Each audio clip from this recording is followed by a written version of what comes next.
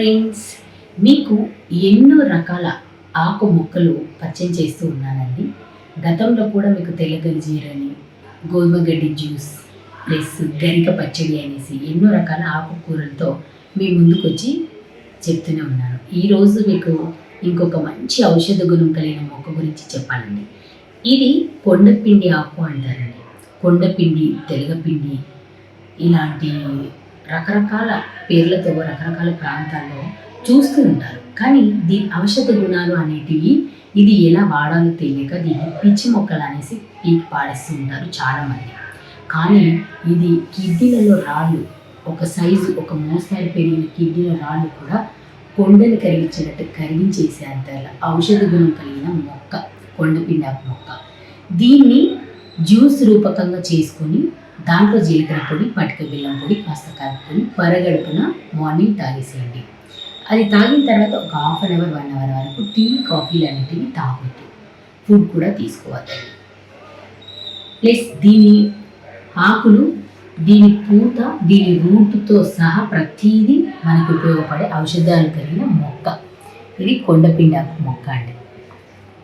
చూసారు కదా, మన పెద్దవాళ్ళు ఎన్నో రకాల ఔషధ గుణాలు కలిగిన మొక్కలు ఒకప్పుడు తిన్నారు. ఇప్పుడు అంతా మోడర్న్ టైప్ జీవన విధానం పెరిగిపోయి ఇలాంటి ఆకుకూరల వాడకం అనేది తగ్గించేస్తున్నారు జనాలు.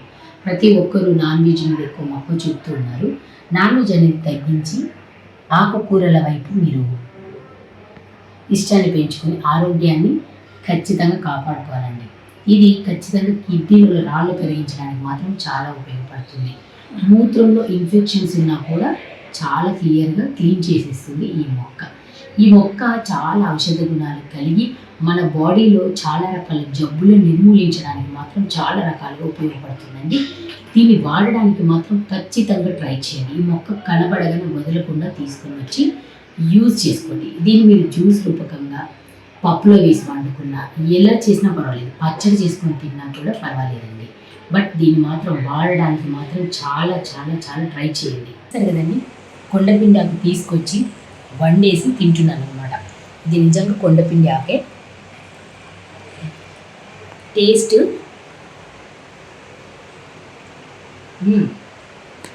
ప్రామిస్ అండి, చాలా టేస్టీగా ఉంది.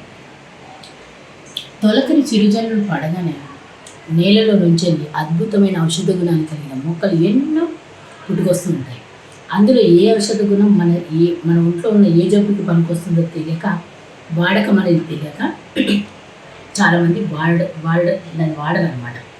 బట్ ఏ ఆకుని ఎలా కళ్ళతో చూసి ఆస్వాదించాలి, ప్రకృతిలో ఏ ఆకుని తిని ఆరగించాలి అనేది తెలుసుకుని ఆరోగ్యాన్ని కాపాడుకుంటే ఆరోగ్యమే మహాభాగ్యం అండి. ఆరోగ్యం మన చేతుల్లోనే ఉంటుంది. జబ్బులు రాగానే ఈ రోజుల్లో కార్పొరేట్ హాస్పిటల్కి వెళ్ళి ఖర్చులు చేసుకోలేని వాళ్ళు, ఖర్చులు పెట్టలేని వాళ్ళు ప్రాణాలు కూడా వదిలేస్తున్నారు అన్నమాట. అందుకని ఆరోగ్యం ఉన్నప్పుడు ఇలాంటి ప్రకృతికి సహజంగా ఉన్న ఆహార పదార్థాలు, ఆకుకూరలు అందులో చేసుకొని ఇలా ఫ్రెష్గా తినేసి వాళ్ళు తినేసేయండి. Okay friends, bye.